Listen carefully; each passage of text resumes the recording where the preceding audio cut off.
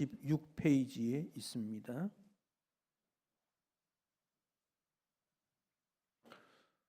로마서 12장 6절로 13절에 있는 말씀 한 절씩 교독하겠습니다.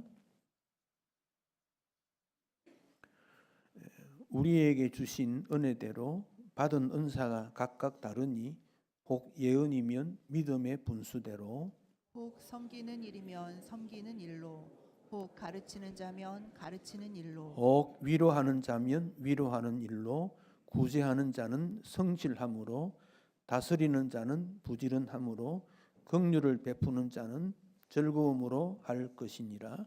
사랑에는 거짓이 없나니 악을 미워하고 선에 속하라. 형제를 사랑하여 서로 우애하고 존경하기를 서로 먼저 하며, 부지런하여 게으르지 말고 열심을 품고 주를 섬기라. 소망 중에 즐거워하며 환난 중에 참으며 기도에 항상 힘쓰며, 성도들의 쓸 것을 공급하며 손 대접하기를 힘쓰라. 아멘. 우리는 예수 믿음으로 구원받았습니다. 일부 사람들은 예수 믿음에 어떤 행위라든지 여러 가지가 덧붙여야 된다, 그런 주장을 할 때 바울은 로마에 있는 교인들에게 편지하면서 구원은 오직 믿음으로 받는 거다, 그 말씀을 로마서 1장부터 11장까지 구원에 관한 핵심 내용을 말씀을 하셨습니다. 예수 믿음으로 하나님께서 의롭다 하심으로 우리는 거듭나게 되고 하나님의 자녀라고 인정받고 천국의 삶을 살아가고 있습니다. 그러면 구원받은 성도가 어떻게 살아야 될 것인가? 그 내용이 12장부터 16장까지의 내용입니다. 예수 믿는 믿음 위에 세운 것이 교회입니다. 여러분, 모든 건물은 기초가 튼튼해야 됩니다. 그래야 홍수가 나고 지진이 나도 무너지지 않습니다. 그 교회가 믿음에 기초하지 않으면 무너질 수밖에 없습니다. 그래서 교회의 기초는 믿음이다, 잊지 말기를 바랍니다. 우리의 믿음 위에 교회가 세워졌습니다. 만약에 이 교회가 무너진다면 우리의 믿음이 잘못된 겁니다. 하나님이 잘못된 거 아닙니다. 우리의 믿음이 잘못되면 교회는 무너질 수 있다, 그 점을 생각해야 됩니다. 예수님의 제자들이 교회를 세웠습니다. 그래서 사도들을 창설 직원, 그렇게 말합니다. 교회를 세운 사도들이 교회를 세웠습니다. 그 후 2000년이 지나는 동안 교회가 세워졌다 무너졌다 세워졌다 무너졌다 그러면서 오늘까지 왔습니다. 어떤 교회는 몇백 년 가고 어떤 교회는 몇 년 갔다가 쓰러지고, 쓰러진 교회, 세워진 교회, 역사의 반복을 통해서 오늘까지 이르러 왔는데 모든 교회의 뿌리는 믿음입니다. 그래서 주님께서 믿음 있는 자가 복겠느냐, 믿음을 그렇게 강조하셨고 오늘 우리도 믿음으로 살아야 된다, 항상 생각해야 됩니다. 나에게 믿음이 있는가 스스로 반성해보고 내 믿음이 얼마나 크기가 얼마나 되고 깊이는 얼마나 되는가, 믿음으로 사는가 늘 점검해야 됩니다. 그 믿음 위에 교회를 세워야 사탄의 권세가 무너집니다. 사탄이 에덴 동산을 지은 이후 문을 딱 닫아놓고 하나님의 나라가 침범치 못하도록 막아둔 겁니다.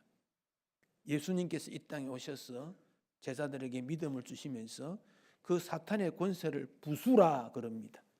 그래서 복음을 전하는 곳에 사탄이 물러가고 교회가 세워지게 됩니다. 세워진 교회는 뭘 합니까? 기도하는 집이라 그렇게 말씀했습니다.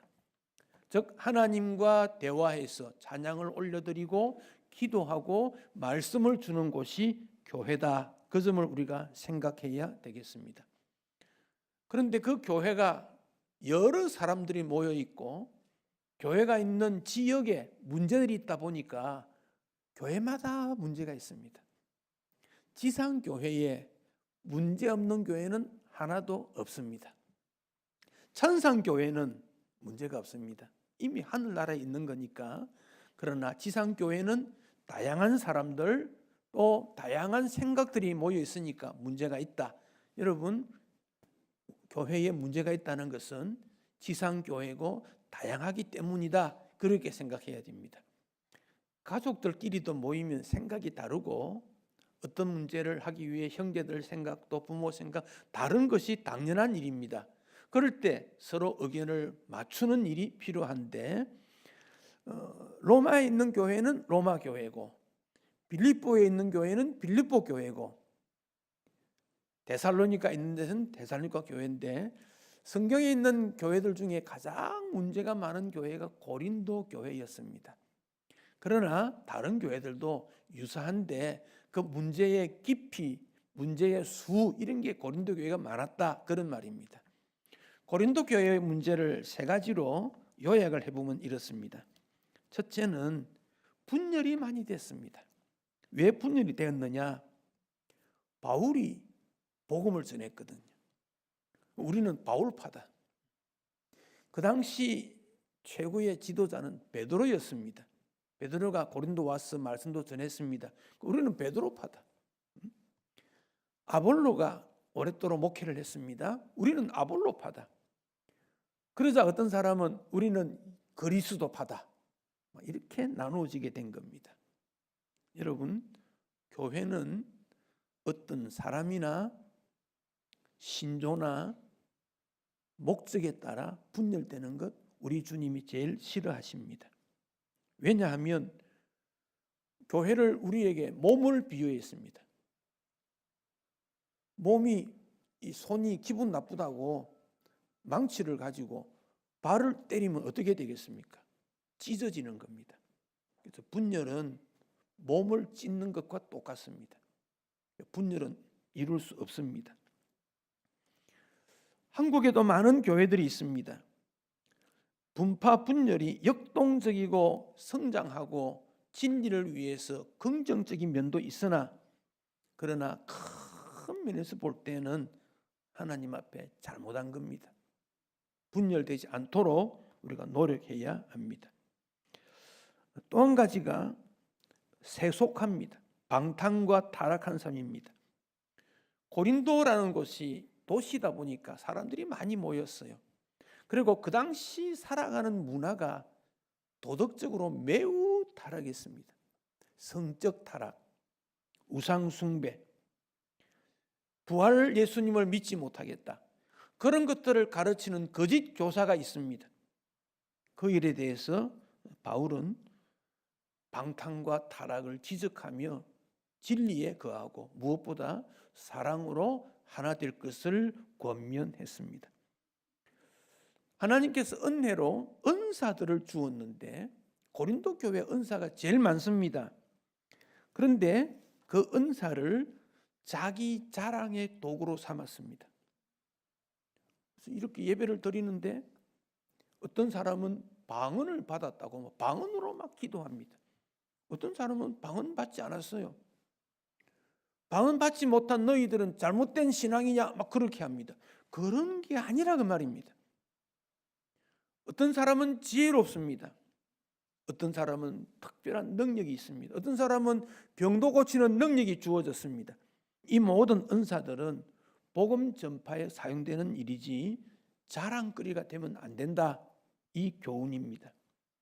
오늘날 교회 안에서도 학벌에 의한 차별, 지방색에 의한 집단운동, 경제적인 부유 혹은 연령, 부수끼리 만약에 어떤 분열이 일어난다면 그건 잘못된 일입니다. 우리는 그런 모든 일에서 벗어나서 예수 그리스도 안에서 하나가 된다. 기도하고 하나가 되지 못하는 것은 인간의 잘못된 교만이고 자만심입니다. 회개해야 될 부분입니다. 왜냐하면 세속적 가치관의 특징이 경쟁입니다. 치열한 힘겨루기를 세상 사람들은 하고 있습니다. 경쟁을 뚫고 높아진 사람은 마치 훌륭하다고 판단을 합니다.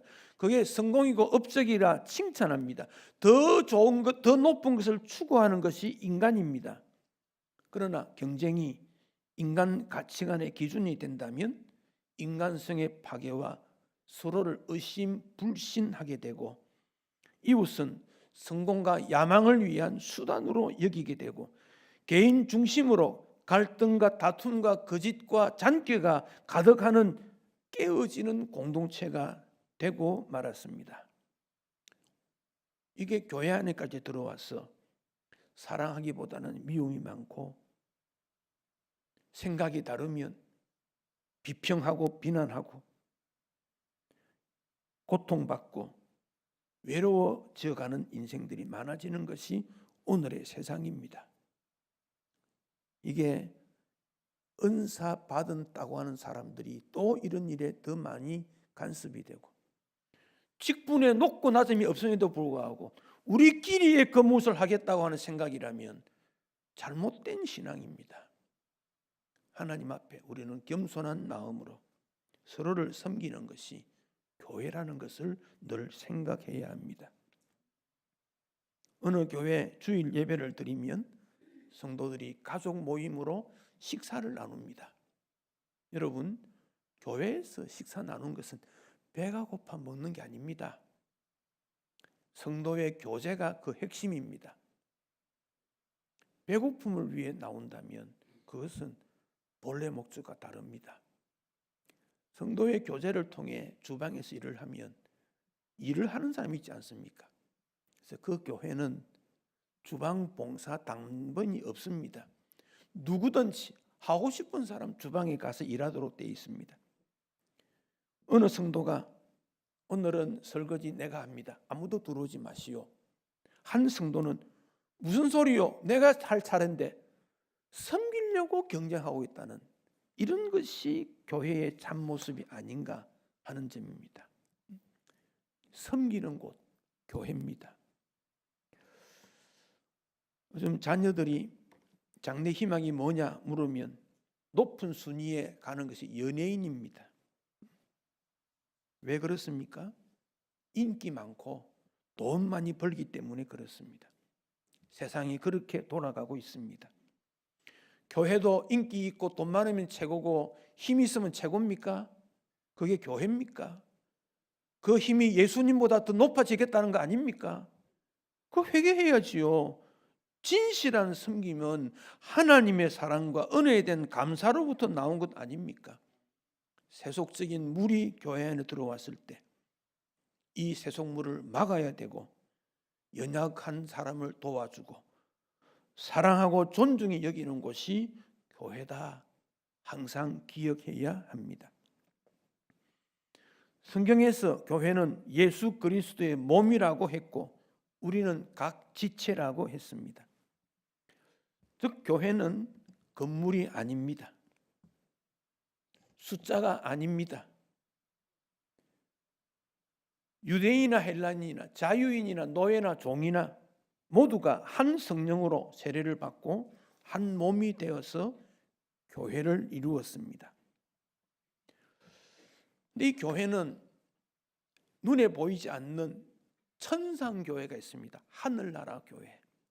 그건 요한계시록에 보면 정말 찬송과 사랑이 가득한 하나님만을 영광스럽게 하는 교회가 있습니다. 천상교회. 그러니까 우리가 죽고 난 다음에는 그 천상교회로 이제 갈 거예요. 지상교회 문제에 있어도 걱정하지 마시고 천상교회를 목표로 가시면 됩니다. 그리고 지상교회가 있는데 지상교회를 다른 말로 지역교회, 개체교회, 지교회 뭐 그런 말을 씁니다. 예수 이름으로 모인 이곳이 교회 이름인데 우리 교회 이름이 이렇습니다. 대한예수교 장로회 신촌강서교회 이게 교회 이름입니다. 여기 대한이라는 말은 대한민국이라는 뜻입니다. 미국에도 교회가 있고 뭐 일본에도 있지 않겠습니까? 예수교 이건 종파 이름을 말하고 있습니다. 그런데 예수교 말고도 기독교라고 이름 붙인 데가 있습니다. 참 안타까운 것은 외국인이 볼 때는 한국에는 예수와 그리스도가 싸운다. 참 안타까운 일입니다. 예수교라는 말은 예수 중심이다 그런 말이고, 장로회라는 말은 장로교회라는 뜻입니다. 장로교회라는 것은 목사와 장로가 중심이 된 교회 행정을 의미하고 있습니다. 때로 감리교라는 것이 있지요. 감독 정치를 말하고 있습니다. 성결교나 침례교는 회중교회 스타일입니다. 교회 정치 형태가 한 세 가지가 있는데, 교황이 다스리는 교황 정치가 있고, 그 유사한 정치가 감리교 감독 정치고, 거기에 비해서 요한 칼빈은 장로교 제도를 제시했고, 목사와 장로가 중심이 되어서 교회를 이루게 했고, 신촌 강서교회는 지역 교회 이름입니다. 로마에 교회가 있다면 로마 교회겠지요. 로마가 교회 하나뿐이겠습니까? 많이지 않겠습니까? 그러다 보니 로마 교회가 있고, 로마 제일교회가 생기고, 로마 중심교회가 생기고, 로마 중앙교회, 동로마, 서로마, 제1로마, 제3로마 이렇게 막 생기는 거예요. 그래서 교회 이름은 지역 교회 이름입니다. 그러나 모든 교회는 예수님을 머리로 한 공동체다. 이 땅에서는 장로교, 감리교, 성일교 있지만 천국에는 그런 게 없습니다. 이 땅에는 장로, 집사, 목사 다르지만 천국에는 없습니다. 물론 천국에 장로라는 제도가 요한계시록에 있는데 그건 지도자, 대표를 의미하고 있습니다. 때문에 생각해 보십시오. 하늘나라와 세상 나라의 가장 큰 차이점은 뭔가? 경쟁과 지배관계라는 겁니다. 이게 지상교회의 모습입니다. 경쟁은 공정한 기회가 되어야 되는데 세상에서의 경쟁은 공정하지 않습니다. 유리한 환경. 가끔 상황을 역전시키지만 매우 어렵습니다. 불공정 사회입니다. 그러나 하나님 나라는 경쟁 없습니다. 지배나 굴림이 없습니다. 하나님의 나라는 사랑과 섬김의 나라입니다. 세상 교회는 내가 더 큰 영향력을 끼쳐야 되겠다. 치열한 싸움이 있습니다. 개인도 그렇고 지역 교회도 그렇습니다. 하나님의 나라라니까요. 여러분, 도시에 있는 교회는 훌륭하고 좋고 저 시골에 있는 교회는 나쁩니까? 그런 게 어디 있습니까? 미국에 있는 교회는 좋고 섬에 있는 교회는 나쁩니까? 10,000명 교회는 좋고 5명 교회는 나쁩니까? 그건 사람의 인식입니다. 한 명이 있는 교회라도 하나님이 계신 교회는 하나님이 영광 받으십니다. 우리는 더 크다, 더 높다 힘을 추구하지 마시고 하나님의 사랑을 어떻게 펼쳐 나갈 것인가? 하나님의 은혜를 어떻게 하면 더 받을 것인가? 거기에 관심을 두어야 합니다. 여기 교회는 하나님의 은혜로 이루어진 것인데 오늘 본문 6절에 보면 우리에게 주신 은혜대로 받은 은사가 각각 다르다 그렇게 말했습니다. 이 은사라는 것은 사람의 고행이나 수고로 받는 게 아닙니다. 하나님이 선물로 나누어 주신 것이 은혜고, 은사는 그 많은 은혜, 보편적 은혜 가운데 독특하게 개인에게 준 것이 은사입니다. 그런데 은사를 받은 분이 그 은사로 자기 자랑, 자기 이익 취하는 경우가 있더라는 것입니다. 하나님의 은혜로 병을 고치는 은사를 신유 그렇게 말합니다. 신유. 어떤 사람이 그 신유 은사를 받았는데 그 은사로 가지고 병을 낫게 하고 돈을 받는다면 그건 은사의 목적이 아닙니다. 어떤 은사는 더 높고 어떤 은사는 하등하고 그게 아니라는 겁니다. 하나님께서 은혜로 주신 모든 사람에게 필요해서 준 겁니다. 어떤 나라 왕이 가난한 백성들을 구제하기 위해서 가난을 경험했던 가난한 사람을 이해하는 사람을 책임자로 관리를 세웠습니다. 그 사람은 가난을 경험했기 때문에 배고픔을 압니다. 그러면 나라의 재산을 가지고 가난한 사람에게 나누어 준 일을 잘 해야 되는데 이 사람이 그것을 가지고 가난한 사람의 약점을 이용해서 자기가 부귀영화를 취한다면 임무소홀임으로 왕으로부터 쫓겨남을 당할 것입니다. 여러분 가운데 은사를 받은 분이 있다면 그 은사는 하나님을 위해서 이웃 섬기는 일에 사용해야 합니다. 그래서 은사 받은 자는 겸손하게 조심스럽게 권력 남용이 되지 않는가, 겸손하게 섬기는 일인가 잘 생각해야 됩니다. 하나님의 백성들에게 함께 일하기 위해서 공동의 헌신이 요청됩니다. 아름다운 합창이 되기 위해서는 소리가 어우러져야 됩니다. 어떤 개인이 재능이 있고 악보도 잘 보고 평소 연습도 많이 했다 할지라도 합창을 할 때는 옆 사람의 소리를 듣고 적절하게 조절을 해야 됩니다. 조화라는 겁니다. 그럴 때 신앙 공동체 안에 더 큰 기쁨을 경험하고 더 큰 행복을 누릴 수 있습니다.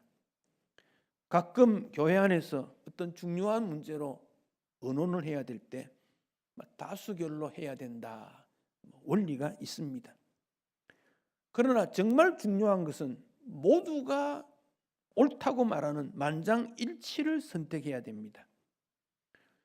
그러므로 이것은 사람의 생각으로 할 수 없기 때문에 성령의 인도하심을 기다려야 됩니다. 성령께서 우리 마음에 양심에 있습니다. 그래서 판단하게 만드십니다. 그래서 확정했습니다. 모두가 옳으면 더 좋고 그렇지 않다면 많은 분들이 성령께서 임하는 양심적으로 판단했을 때 우리는 거기에 동의를 하는 겁니다.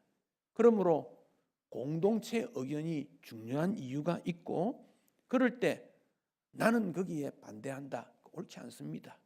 그 공동체에 결정한 것은 하나님께서 기뻐하시는 것으로 받아들이고 혹 잘못된 판단도 있을 수 있지만 우리가 거기까지는 생각할 필요가 없이 다수결을 만장일치 이룰 때 어떻게 조화를 이룰 것인가. 내가 아무리 좋은 의견도 양보할 수 있고 상대방의 의견도 존중히 여길 때 조화를 이루게 됩니다. 하나님의 은혜로 교회를 위해 주신 것이 은사입니다. 은사의 목적은 조금 전에 말씀드렸듯이 섬김과 겸손입니다. 예수님께서 십자가 지시기 전에 마가 다락방에서 제자들에게 예수님 십자가 이후의 일들을 말씀하셨습니다. 근심하지 말라. 성령이 너와 함께 하실 것이다. 요한복음 14, 15, 16장 마가 다락방 강화 이후 17장은 예수님의 기도인데 예수님의 기도를 대제사장적 기도라고 하는데 그 기도 내용이 하나가 되는 것 말했습니다. 교회 일치입니다. 그 일치가 아버지 성부 하나님이 나를 이 땅에 보낸 것, 나를 구주로 믿게 한 것, 그것처럼 너희들이 하나가 되어야 된다. 성자 예수님이 성부 하나님 앞에 있고 성부 아버지가 예수님 안에 있는 교제가 되듯이 너희들이 하나가 되어서 세상으로 하여금 복음 전파와 하나님 나라 앞에 하나가 되는 것을 원한다. 예수님이 그렇게 기도하셨습니다. 교회 안에서의 하나, 가정 안에서의 하나, 일치됨은 매우 중요한 일입니다. 성도가 같은 마음을 품도록 노력해야 합니다. 의도적으로 노력하지 아니하면 하나가 될 수 없습니다. 가끔 타협으로 하나가 되는 것이 있는데 그건 오래가지 못합니다. 화평은 나를 낮추고 상대방의 의견을 겸손히 높일 때 성령께서 일하실 때 하나가 될 수 있습니다. 여기 우리에게 주신 것이 은사라는 겁니다. 은혜라는 것은 카리스, 선물, 그냥 기쁨으로 주신 것. 모든 사람이 공통적으로 우리가 다 하나님의 은혜를 받은 거예요. 그런데 개인에게 준 것은 은사, 카리스마, 각 개개인에게 준 것이 은사인데 로마 교회, 에베소 교회, 고린도 교회에 하나님이 주신 은사들을 쭉 나열했는데 그 은사의 목적이 섬김입니다. 물론 성경에 있는 은사가 지금 우리의 시대와 없어진 것도 있습니다. 새로 생긴 것도 있습니다. 은사는 교회를 교회되게 복음 전파를 위해 주신 하나님의 선물입니다. 우리가 태어날 때 그 사람의 어떤 목적이 있을 겁니다. 근데 태어날 때부터 압니까? 자라다가 이거 내가 취미가 있고 잘하는구나 개발하게 되지요. 은사도 그렇습니다. 신앙생활 한다고 처음부터 은사가 뭔지 알고 잘 모릅니다. 그런데 신앙생활 하다가 잘하는 점이 등장되는 것, 그게 은사인데 이 은사는 교회뿐 아니라 가정이나 직장에서도 책임성 있게 능률 있게 나타나게 됩니다. 그 은사를 통해서 하나님 앞에 영광이 되게 하는 것, 은사입니다. 이 은사, 섬김의 은사를 통해서 여러분은 조금 낮은 분, 이해하지 못한 분과 사귈 수 있어야 합니다. 예수님은 오늘 우리가 교동문에서 보한 대로 자기를 비워 종의 형체를 가지시고 죽기까지 낮추셨다. 성부 하나님의 목적대로 복종하셨다. 물론 이 겸손이라는 것이 늘 굽신거리고 줏대 없이 좋은 게 좋다, 그걸 말하는 것이 아닙니다. 진리 가운데서 주를 높일 수 있는 것, 믿음 때문에 양보하는 것, 상대방을 나보다 더 낮게 여기는 것, 그걸 섬김, 낮음, 그렇게 말씀하고 있습니다. 여기 하나님의 마음이 아니면 다양한 계층 사회의 모임 속에서 이런 마음을 가질 수가 없습니다. 여러분, 성도가 사회에서 살아갈 때 화려한 집을 꾸미거나 사치품을 소유하는 것도 청교도들은 금지했습니다. 왜냐하면 그것으로 위압감을 주면 안 된다는 겁니다. 소박한 음식과 의복을 착용하고 재물이 있는 것도 다른 사람 위해 사용할 수 있는 것을 권장했습니다. 그래서 우리는 나보다 낮은 사람과 사귀고 재능을 함께 나누고 이질감에 빠져서는 안 됩니다. 너무 쉽게 이웃을 잘못되게 판단하는 것도 좋지 않고 우울감도 빠지면 안 됩니다. 생필품이 없어서 고난당하는 우리의 이웃을 늘 생각해야 합니다. 그 당시 로마 사회는 부자가 있고 가난한 사람이 있고 종이 있습니다. 부자가, 권력자가 종과 함께 식사를 나눈다, 있을 수 없는 일로 생각했습니다. 교회에서 식사를 할 때 부자들은 여유가 있으니까 음식을 잘 장만해서 일찍 오게 됩니다. 노예는 다른 사람에게 일을 해주고 좀 세수하고 허겁지겁 늦게 달려옵니다. 음식 준비도 못했습니다. 그럴 때 고린도 교회에서는 부자는 우리끼리 먹자, 오든지 말든지, 그러다가 바울에게 책망을 받은 거 아닙니까? 그러려면 집에서 먹지 왜 교회에 오냐, 책망을 했습니다. 넉넉하고 여유가 있는 분은 좀 부족한 사람이 올 때까지 기다리고 함께 하나님 안에서 즐거움으로 나누는 것이 교회다, 그렇게 권면하고 있습니다. 오늘날 교회도 심각한 계층화 현상이 일어납니다. 큰 교회 사람들이 선호합니다. 무엇인가 능력 있는 사람 좋아합니다. 물론 그분들이 역할을 정말 잘하고 모범이 될 때 교회가 교회됩니다. 그런데 그렇게 선호하다 보니까 작은 교회들이 사라지게 되는 일이 일어납니다. 교회의 성도가 얼마나 되는 것이 정확한가, 이런 것은 참 연구를 하지만 정답이 없습니다. 그러나 서로가 서로를 이해할 때 누가 성도인지는 아는 정도가 되어야 교회지. 함께 예배를 드려도 누가 누군지를 모르고 함께 성도된 것을 모른다면 교회다움이라고 말하기 어렵습니다. 예수님께서 디베라 바닷가에 물고기 잡으러 간 베드로와 7 제자를 만난 적이 있지요. 밤새도록 물고기 잡았는데 잡지 못했을 때 배 오른편에 그물을 내려라 153마리를 잡은 적이 있지요. 왜 요한이 153마리라고 기록했을까? 여러 가지 해석들이 있습니다. 그 당시 갈릴리 바닷가에 물고기 종류가 153가지다. 그렇게도 해석합니다. 모든 민족을 복음화 삼는 거지요. 또 하나 해석은 153명 정도 모인 교회가 가장 모범적 교회이기 때문이 아니냐, 이렇게 해석하는 분도 있습니다. 교회를 개척해서 자립이 되려면 한 80여 명까지 가면 자립이 됩니다. 근데 80여 명 되려면 재적은 한 150명쯤 돼야 됩니다. 이미 해외 출타, 결석 못 오는 경우 많기 때문에 153명쯤 교인이 되려면 교인이 한 300여 명 돼야 됩니다. 물론 서울은 출석률이 50에서 60% 정도 되는데 또 지방마다 좀 다르겠지요. 어느 교회가 좋으냐 숫자가 말하는 게 아닙니다. 성도 간에 얼마나 친밀하게 서로를 이해하고 위로할 수 있고 축하할 수 있고 격려할 수 있고 알 수 있느냐, 그 점이 교인의 숫자라고 말하고, 그 교회에 목사를 어떻게 보낼 것인가, 하나님께서 그 교회가 그 시대에 해야 할 일에 따라서 목사를 보냅니다. 개척의 소양을 가지고 열정적인 분은 주님은 그 일을 맡깁니다.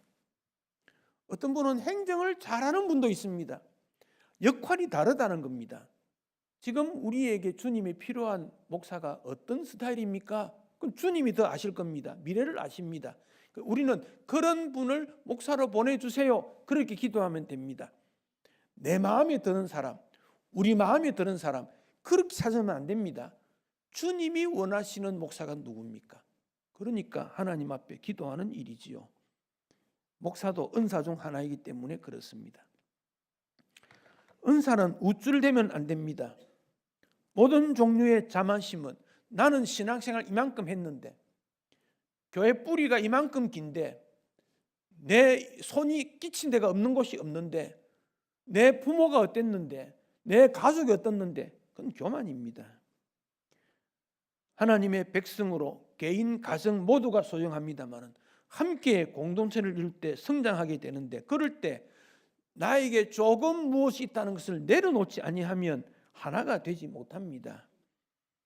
아버지의 책임, 어머니의 책임으로, 자녀의 책임으로 가정이 하나 되듯이 교회도 그와 같습니다. 그런 일에 우리는 부지런해야 합니다. 부책임한 것은 나쁜 일입니다. 하나님은 우리 모두에게 은사를 주셨는데 조화와 일치를 이룰 때, 그 은사를 통해 섬길 때 하나님의 나라가 바르게 이루어지게 될 것입니다. 지금 우리가 살아가는 시대는 우쭐대는 시대, 저는 그렇게 여깁니다. 무엇인가가 뛰어난다, 독특함이 있다, 그 우쭐댐이 하나님의 영광을 가로챈다면 내려놔야 하지 않겠습니까? 하나님의 자녀는 하나님 마음을 이해하는 사람이어야 되지 않겠습니까? 하나님의 인도하심, 지금 우리 교회를 향하신 주님의 뜻이 무엇인가 늘 찾아야 됩니다. 여기 하나님의 사랑을 경험하는 기회가 될 때 은혜 받은 대로, 은사대로 주님을 섬기게 됩니다. 그러므로 내 섬기는 것은, 지금 나의 섬김은 참된 섬김인가? 은사 받은 것을 얼마나 잘 활용하고 있는가 늘 생각하고, 때로는 위로를, 때로는 격려를, 때로는 성실함으로, 때로는 가르침으로 각 은사대로 주님을 섬겨야 할 것입니다. 왜 은사를 주었습니까? 교회가 하나님의 다스림을 통할 때 세상이 변화되기 때문에 그렇습니다. 믿음을 기초해서 교회를 세워서 그 교회를 통해서 온 세상에 복음 전해라. 하나님의 나라 이루라. 목적입니다. 그래서 교회 안에 갇혀 있으면 안 됩니다. 바깥으로 나가야 됩니다. 그래서 복음을 전하고 선교하고 구제하고 복지 사업을 하는 것이 교회이기 때문에 그렇습니다. 교회 일을 하면 항상 생각이 다를 수 있습니다. 그럴 때 어떻게 조화와 일치를 이룰 것인가? 성령의 도움 아니면 불가능합니다. 성령의 은혜가 우리에게 있어져야 됩니다. 여러분 모두가 믿음을 기준으로 해서 하나님께서 선하시고 기뻐하시고 온전하신 뜻을 분별해서 신촌 강서교회가 하나님의 교회, 이 땅에 복음 전파하는 전투적 교회, 사랑의 교회 되는 일에 힘쓰시고 섬기는 충성된 종들이 되시기를 축복합니다. 기도하시겠습니다. 자비하신 주님,